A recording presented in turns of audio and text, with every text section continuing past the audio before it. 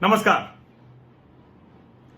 भारतीयों का गुस्सा चीन के प्रति वो लगातार बढ़ता जा रहा है और बढ़ने की बड़ी वाजिब सी वजहें हैं।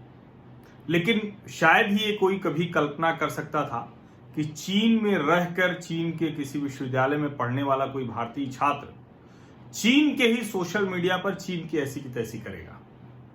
हालांकि ये खतरनाक है, ये मैं किसी को सलाह नहीं दूंगा।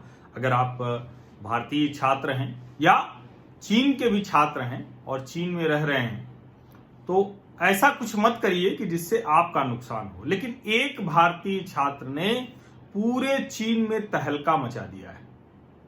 उसने चीनियों को इस कदर, जिसको कहते हैं ना कि आप जब लड़ाई झगड़े में पड़ते हैं तो आप शब्द भी निकलते हैं, सब कुछ होता है, लेकिन जो गुस्सा है उसका वो पूरे चीन में इस वक्त पढ़ा देखा जा रहा है।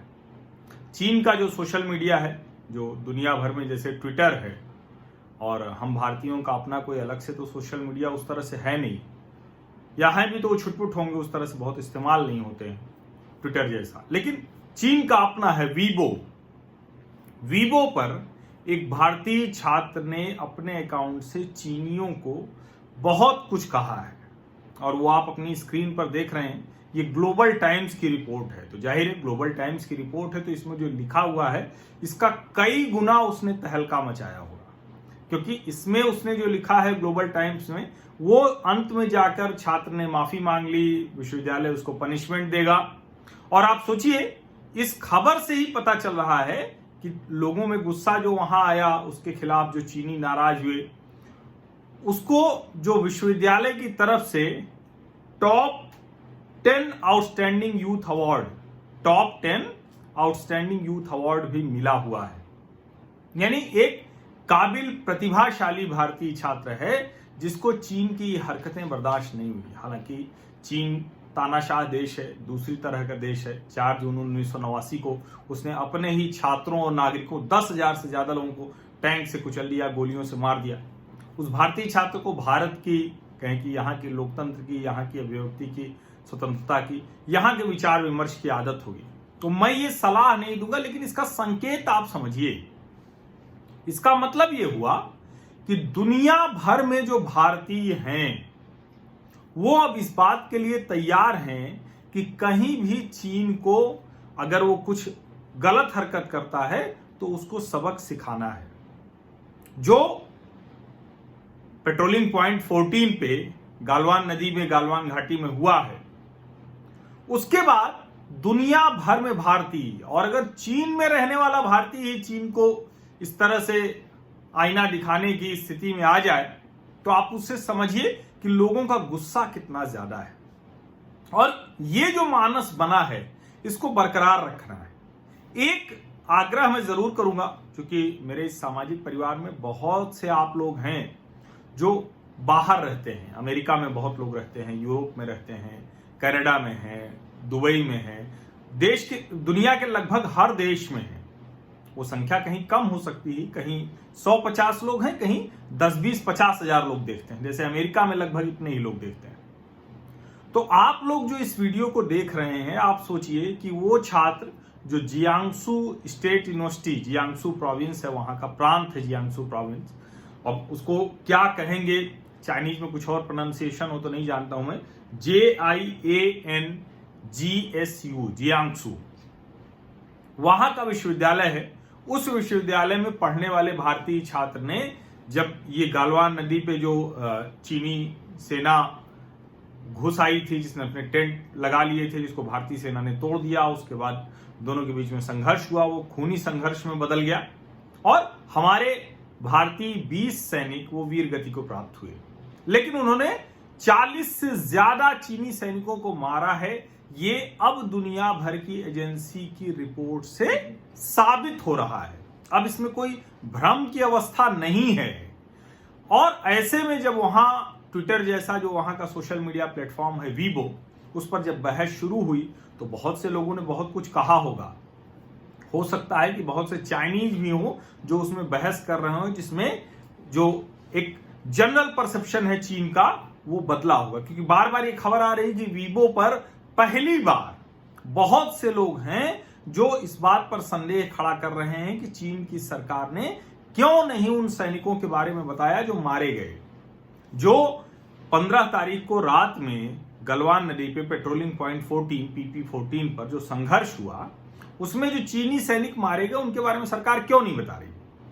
क्या चीन की सरकार तानाशाह जो व्यवहार करती है, क्योंकि चीन के लोगों को यह पता है कि वो तानाशाह सरकार है, लेकिन अभी तक वो बोल नहीं रहे थे। पहली बार उनको लग रहा है कि भारत जिस तरह से चीन की जो तानाशाही सरकार है, कम्युनिस्ट सरकार, और ये हो सकता है क्योंकि भारत और चीन में आप ऐतिहासिक संदर्भ देखेंगे, आप देखेंगे कि सबसे पुरानी सभ्यताएं कौन सी हैं, तो भारत और चीन की सभ्यताएं हैं। वो एक संबंध है, वो एक रिश्ता हो सकता है। ये जो कम्युनिस्ट शासन आया उसने ये तबाह किया। तो हो सकता है जिस तरह की रिपोर्ट्स आ रही हैं उसमें वो बात, बहस, चर्चा शुरू हुई हो, और जो भारतीय छात्र है जियांगसू यूनिवर्सिटी का, जिसका नाम उस पर जो लिखा हुआ है, सिर्फ सरनेम लिखा हुआ है, कडु केसरी, KADUKKASSERI,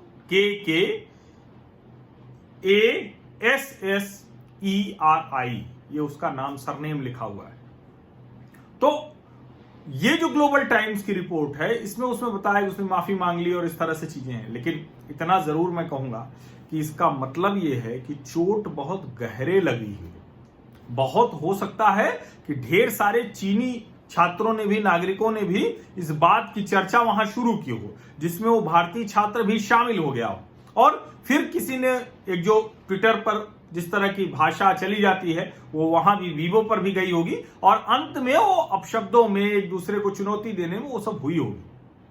लेकिन एक बात मैं कहूंगा कि आप दुनिया के अलग अलग हिस्सों में जो हैं भारतीय और चीन के लोगों को ये मैं सलाह दूंगा कि अगर चीनी हैं और आपको लगता है कि तानाशाह आपका शासक, निर्दयी क्रूर शासक, वो आपके जीवन को, आपकी आजादी को, आपके लोकतंत्र, सब कुछ आपका छीन चुका हो, तो आप नाम बदल कर, आप अलग अलग तरीके से ये लड़ाई लड़िए। क्योंकि ये आमतौर पर मैं इसके पक्ष में नहीं होता हूं कि आप नाम बदल कर करें, लेकिन चूंकि चीन में कोई अभिव्यक्ति की स्वतंत्रता नहीं है, और भारतीय छात्रों को यह जरूर कहूंगा कि आप लोग कतई ये मत कीजिए।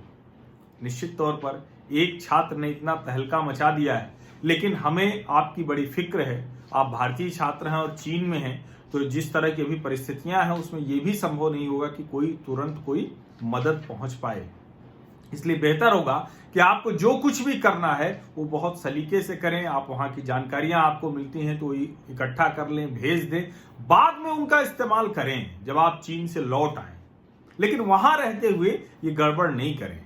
और इस सब के बावजूद ये मैं आपको सलाह दे रहा हूं, लेकिन वही होता है कि जब राष्ट्र प्रेम की भावना जगती है तो फिर इतना कहां दिमाग चलता है, और वो काम कडु केसरी ने कर दिया है। जियांगसू यूनिवर्सिटी के छात्र हैं, उन्होंने पूरे चीन को वीबो, जो उनका सोशल मीडिया प्लेटफॉर्म है, उस पर आईना दिखा दिया है, चुनौती दे दी है। अब दुनिया के दूसरे हिस्सों में जो आप लोग हैं वो लोग देखिए कि कैसे आप चीन के सोशल मीडिया पर घुस सकते हैं, वहां जो प्रोपागेंडा है उसको ध्वस्त कर सकते हैं, उनको बता सकते हैं कि आपके 40 सैनिक इसलिए सिर्फ मारे गए क्योंकि आपका तानाशाह शासक जो है वो भारत में घुसने की कोशिश कर रहा था, इस वजह से मारे गए। उनको बताइए कि जो अभी आप करने जा रहे हैं उसके बाद आपको और खामियाजा भुगतना पड़ सकता है। 1967 दोहराया जा सकता है और वो बड़े लेवल पर होगा। ये आप उनको बताइए, ये आप मेरी मदद कीजिए। मैं आप लोगों से अपील कर रहा हूं जो आप दुनिया के दूसरे हिस्सों में हैं, और मैं बार बार कहता हूं कि हर भाषा में लिखिए, हर भाषा, हिंदी, अंग्रेजी, रशियन, स्पेनिश, फ्रेंच, जर्मन और मैंडरिन में भी लिखिए। सभी भाषाओं में चीन के प्रोपागेंडा को ध्वस्त कीजिए। एक भारतीय छात्र ने हिला दिया है। अगर दुनिया भर में जो भारतीय हैं वो चीन की करतूतों को उजागर करने पर आ गए तो चीन कहीं का रहेगा नहीं, इसकी सारी प्रोपागेंडा मशीनरी ध्वस्त हो जाएगी। हम उम्मीद करते हैं कि ये करके दिखाएंगे हम लोग, क्योंकि चीन की ऐसी की तैसी। तो ये आपको करके दिखाना है, और उसके लिए आपको नियमित, निरंतर, इसको कहते हैं ना कि जब आपको अवसर मिले, जिस मंच पे अवसर मिले, वहां ये बात जरूर कहिए कि चीन दुनिया का दुश्मन है। चीन जो करने जा रहा है उसमें दुनिया तबाह हो जाएगी। तो दुनिया को तबाही से बचाना है तो चीन को तबाह करना होगा। चीन मतलब चीन के नागरिकों को नहीं, चीन देश को नहीं, चीन का जो एक कम्युनिस्ट शासन है इसको खत्म करना होगा। और दुनिया के सारे लोकतंत्र की ये जिम्मेदारी बनती है, बड़ी संस्थाओं की जिम्मेदारी बनती है। बहुत बहुत शुक्रिया, धन्यवाद।